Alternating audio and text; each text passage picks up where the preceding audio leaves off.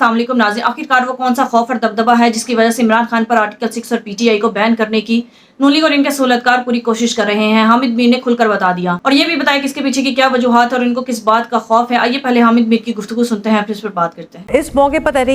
तहरीक इंसाफ पर पाबंदी की बात करना, उससे हुकूमत को क्या हासिल वसूल होगा, क्योंकि हम भी ये समझने की कोशिश कर रहे हैं। देखें, जो हुकूमत की तरफ से पाकिस्तान तहरीक इंसाफ पर पाबंदी लगाने का ऐलान किया गया है, लगता ये है कि कुछ दिन पहले जो कौमी असम्बली में अपोजिशन लीडर हैं उमर अयूब साहब, उन्होंने और बैरिस्टर गौहर खान साहब ने एक प्रेस कॉन्फ्रेंस की थी और उन्होंने चीफ इलेक्शन कमिश्नर पर आर्टिकल 6 की खिलाफ वर्जी का इल्ज़ाम लगाया था और ये कहा था कि हम इन पर आर्टिकल 6 का मुकदमा चलाएंगे। अब चीफ इलेक्शन कमिश्नर पर ऑलरेडी सुप्रीम कोर्ट का जो फुल बेंच है उसके फैसले का भी दबाव है, क्योंकि उसमें फुल बेंच के तकरीबन 11 जजेस जो हैं उन्होंने ये कहा है कि जो सुप्रीम कोर्ट ने इस साल जनवरी में जो फैसला किया था इलेक्शन सिंबल के बारे में, उसकी गलत इंटरप्रिटेशन की गई। तो चीफ इलेक्शन कमिश्नर पहले ही दबाव में थे, उसके बाद तहरीक इंसाफ ने भी उन पर आर्टिकल 6 का मुकदमा चलाने का ऐलान कर दिया। लेकिन इसके बावजूद जो हुकूमत है उसने मुनासिब समझा कि इसका जवाब दिया जाए और इस सिलसिले में मरी में मुस्लिम लीग नून की आला क़यादत का एक इजलास हुआ। इससे पहले जो पंजाब गवर्नमेंट है वो भी काबीना के एक इजलास में फैसला कर चुकी थी कि इमरान खान पे गद्दारी का मुकदमा भी चलाना है और तहरीक इंसाफ पर पाबंदी भी लगानी है। इस पर जो फेडरल गवर्नमेंट के जो कुछ अहम लोग हैं वो ऑन बोर्ड नहीं थे, लेकिन जब पीटीआई ने चीफ इलेक्शन कमिश्नर पर आर्टिकल 6 लगाने का ऐलान कर दिया तो फिर वफाकी हुकूमत ने भी ये मुनासिब समझा कि हम भी ऐसा ऐलान करें। और ऐसा लगता है कि जो बहुत ज़्यादा एक सख्त अंदाज में जो प्रेस कॉन्फ्रेंस की गई है, इसकी एक और वजह यह है कि सोशल मीडिया पे जो पाकिस्तान तहरीक इंसाफ का जो ऑफिशियल जो एक्स अकाउंट है वहाँ से आर्मी चीफ समेत कुछ जो अहम शख्सियात हैं उनके खिलाफ बहुत सख्त ज़ुबान इस्तेमाल की जा रही है, बिलो द बेल्ट आप उसको कह सकते हैं। तो ये उसका भी रिएक्शन हो सकता है। तो जो वफाकी हुकूमत है उसने इस ऐलान के ज़रिए पाकिस्तान तहरीक इंसाफ की क़यादत को ये पैगाम दिया है कि अगर आप हम पे आर्टिकल 6 लगाने का ऐलान करेंगे जिसका कि आपके पास कोई इख्तियार भी नहीं है, तो हम भी आप पर आर्टिकल 6 लगाने का ऐलान कर सकते हैं। हालांकि बादी नज़र में मेरे ख्याल में वफाकी हुकूमत का ये ऐलान जो है ये सुप्रीम कोर्ट के हालिया फुल बेंच के फैसले की खिलाफ वर्जी नज़र आता है, क्योंकि सुप्रीम कोर्ट ने यह कहा है कि पाकिस्तान तहरीक इंसाफ एक पॉलिटिकल पार्टी है। तो इस फैसले के बाद अगर तहरीक इंसाफ पर पाबंदी लगाने का ऐलान किया जा रहा है तो ये कंटेम्प्ट ऑफ कोर्ट के जुमरे में आता है। अब मीर साहब, तहरीक इंसाफ इस्लामाबाद की जानिब मार्च का भी आपको पता है सोच रही है, कहा जा रहा है कि एक बार फिर सूबाई हुकूमत छोड़ने का ऑप्शन भी ज़ेर गौर है। ऐसा कुछ हुआ तो क्या सियासी अदम इस्तेहकाम में कमी होगी या मामला तो ऑब्वियसली और ही बिगड़ेंगे, या आपको लगता है ये बस बातें ही हैं, कोई मार्च नहीं होगी? ये जो आपने सवाल किया है इसका मैं बड़े मुहतात अंदाज में जवाब दूंगा, क्योंकि मेरा ये ख्याल है कि इस वक्त पाकिस्तान तहरीक इंसाफ के पास यकीनन मकबूलियत है, उनके पास वोट पावर है, लेकिन अभी तक खैबर पख्तूनख्वा के अलावा वो पंजाब में या इस्लामाबाद में या बलूचिस्तान में या सिंध में वो अपनी स्ट्रीट पावर नहीं दिखा सके। लेकिन मैं ये समझता हूँ कि इस वक्त हुकूमत के लिए असल ख़तरा पाकिस्तान तहरीक इंसाफ की तरफ से इस्लामाबाद की तरफ लॉन्ग मार्च नहीं है। तो और आप ये देखें कि जो वफाकी हुकूमत ने तहरीक इंसाफ पर पाबंदी लगाने का ऐलान किया है, ये ऐलान मुहर्रम के दिनों में किया गया है। आप एक तरफ हमें ये बता रहे हैं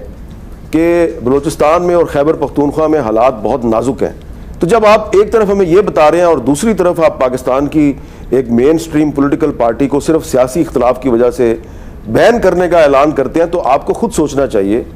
कि क्या पाकिस्तान को किसी बैरूनी दुश्मन की ज़रूरत है? अगर हम इसी तरह आपस में लड़ते रहेंगे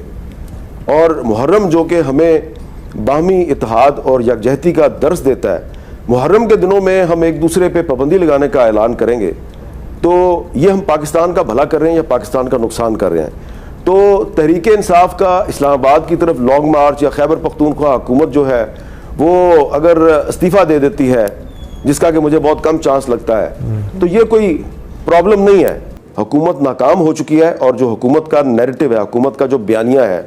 वो मुकम्मल तौर पे ऐसे में ऐसे इक़दाम इस वक्त जो पाकिस्तान की ग्राउंड रियलिटी है वो ये है कि हमारी जो पॉलिटिकल फोर्सेस हैं उनमें पोलराइजेशन को इतना बढ़ा दिया गया है कि जो सियासी जमातें हैं वो एक दूसरे के साथ डायलॉग के लिए राजी नहीं है। गो के सारे कहते हैं कि जी आए जी एक दूसरे से डायलॉग करें, लेकिन मुझे इस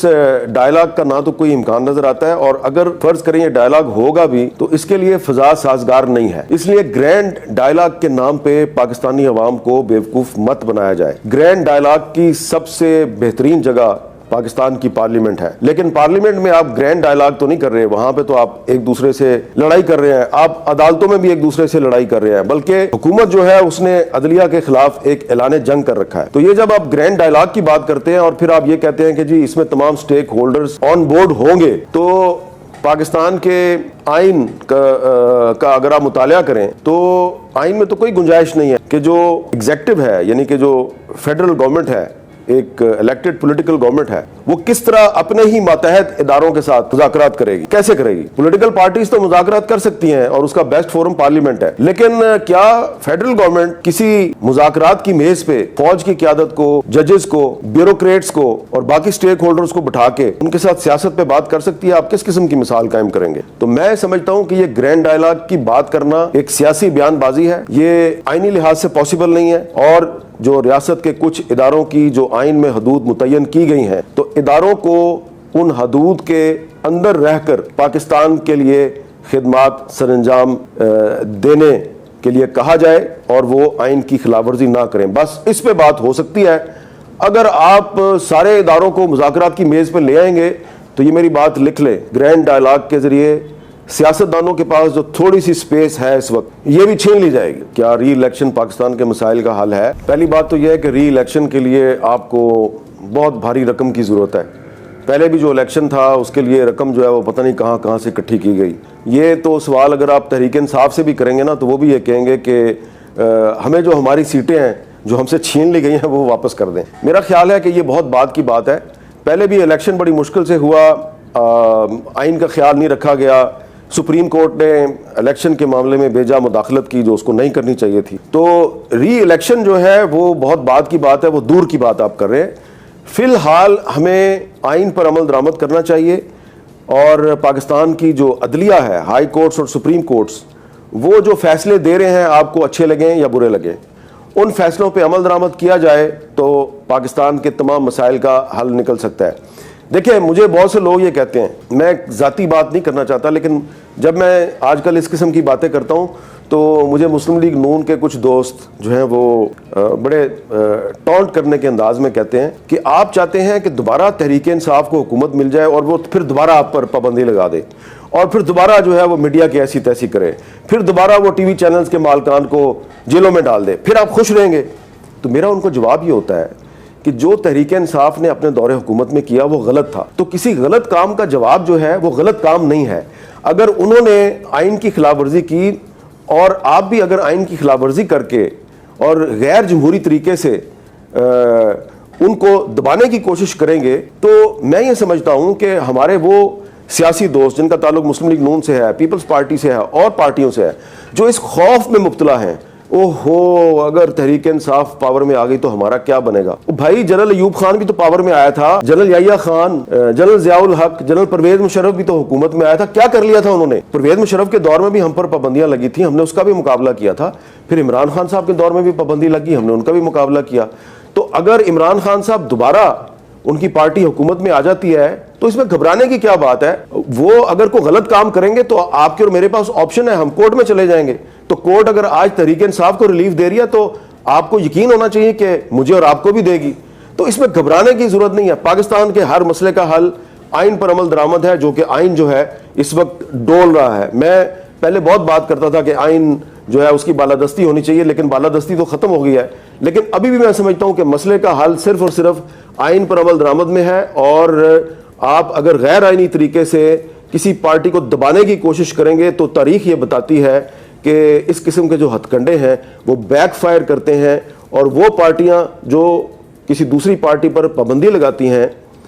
वो खुद फिर उस गड्ढे में गिरती हैं। नाज़रीन, आप अंदाजा कीजिए कि पीटीआई के हक में जो बहादुर 8 जजेस ने फैसला किया था, उनमें से 11 जजेस ने इस बात को वाज़ेह कर दिया था कि इलेक्शन कमीशन ने आइन की खिलाफवर्जी की है और इलेक्शन कमीशन ने सुप्रीम कोर्ट के फैसले को मिस इंटरप्रेट किया है। अब नाज़रीन, इलेक्शन कमीशन के लिए सुप्रीम कोर्ट का फैसला सिर्फ एक कागज का पेपर है, लेकिन इस फैसले के असरात 25 करोड़ अवाम पर आए और पूरी पार्टी को इफेक्ट किया। पीटीआई तोड़ फोड़ का शिकार हुई और इसकी वजह से अवाम को बेवकूफ बनाया गया, अवाम को कंफ्यूज किया गया। अवाम में ये तासुर देने की कोशिश की गई कि अवाम को अब मायूस हो जाना चाहिए क्योंकि पीटीआई का अब कोई वजूद नहीं रहा, और अवाम को ये पैगाम देने की कोशिश की गई कि इमरान खान और पीटीआई पर क्रॉस लग चुका है और उन पर पाबंदी लग चुकी है, इस लिहाजा उन्हें वोट ना दिया जाए। तो नाज़रीन, एक तरह से ये इलेक्शन में धांधली के जमरे में आता है कि अवाम को ये तासुर देने की कोशिश की गई कि पीटीआई का अब कोई वजूद ही नहीं है और अवाम को मायूस कर दिया जाए किसी भी पार्टी या लीडर से कि अवाम उसे वोट ही ना दे और अवाम ये सोचने पर मजबूर हो जाए कि अब इस पार्टी का अपना कोई वजूद नहीं रहा, इनका इंतखाबी निशान नहीं रहा और ये तो आजाद उम्मीदवार है और ये किसी भी वक्त फ्लोर क्रॉसिंग कर सकते हैं। और इन सारी बातों से अवाम मायूस होकर दूसरी करप्ट पार्टीज को वोट डालेगी। जब सुप्रीम कोर्ट की तरफ से ये फैसला आ गया कि इलेक्शन कमीशन ने आइन की खिलाफवर्जी की है और सुप्रीम कोर्ट के फैसले की भी मिस इंटरप्रिटेशन की है, इसके बाद पीटीआई का यह हक बनता था कि वो कहें कि चीफ इलेक्शन कमिश्नर पर आर्टिकल 6 लगना चाहिए। क्योंकि नाज़रीन, चीफ इलेक्शन कमिश्नर के इस फैसले ने सिर्फ एक पार्टी या इमरान खान को मुतासिर नहीं किया, बल्कि पूरी 25 करोड़ अवाम को मुतासिर किया है और इलेक्शन के नताइज को डायरेक्टली या इनडायरेक्टली मुबैना तौर पर बदलने की कोशिश की गई। उन पर तो आर्टिकल 6 लगना चाहिए जिन्होंने अपने मफादात में इलेक्शंस के नताइज को बदलने की कोशिश की, क्योंकि इलेक्शन कमीशन का काम ही फ्री एंड फेयर इलेक्शंस करवाना है और अगर वो उस काम में भी नाकाम रहा है तो फिर इसका मतलब ये है कि इलेक्शन कमीशन का कोई फायदा ही नहीं। और अगर इलेक्शन कमीशन खुद ही सहूलतकार बन जाए और इलेक्शंस में धांधली करने के मुख्तलिफ तरीके निकाले और दूसरी पार्टीज की सहूलतकारी करे तो ये सरासर आइन की खिलाफ वर्जी। तो इसी वजह से चीफ इलेक्शन कमिश्नर पर पीटीआई ने आर्टिकल 6 लगाने का मुतालबा किया है। हामिद मीर के मुताबिक इस वजह से इलेक्शन कमीशन दबाव का शिकार है और अब नून लीग के अंदर से भी आवाजें उठना शुरू हो गई हैं कि अगर इमरान खान जेल से बाहर आ गया तो वो भी हमें नहीं छोड़ेगा। तो नाज़रीन, इन पर इमरान खान का इस कदर खौफ और दबदबा तारी है कि ये उनके बारे में सोचकर ही हवास बाख्ता हो जाते हैं। इसी वजह से नून लीग इस वक्त अपने होशो हवास में नहीं है, क्योंकि वो अच्छी तरह जानते हैं कि अवाम उनसे मुतनफर हो चुकी है, अवाम उन्हें पसंद नहीं करती और इन्हीं बातों की वजह से इस वक्त ये हुकूमत पगला चुकी है और नून लीग के सहूलतकार भी हवास बाख्ता है और इसी वजह से वो इस तरह के ओछे हथकंडे इस्तेमाल करने पर मजबूर हो गए हैं। लेकिन आज इमरान खान पर आर्टिकल 6 लगाने का और पीटीआई के ऊपर पाबंदी लगाने का कोई सवाल ही पैदा नहीं होता, क्योंकि ना ही पीटीआई ने कोई कानून आइन की खिलाफ वर्जी की है और ना ही इमरान खान ने की है। नाज़रीन, आपकी इस बारे में क्या राय है? कमेंट में जो बताइएगा। अगली वीडियो में मिलते हैं, तब तक के लिए अल्लाह हाफिज।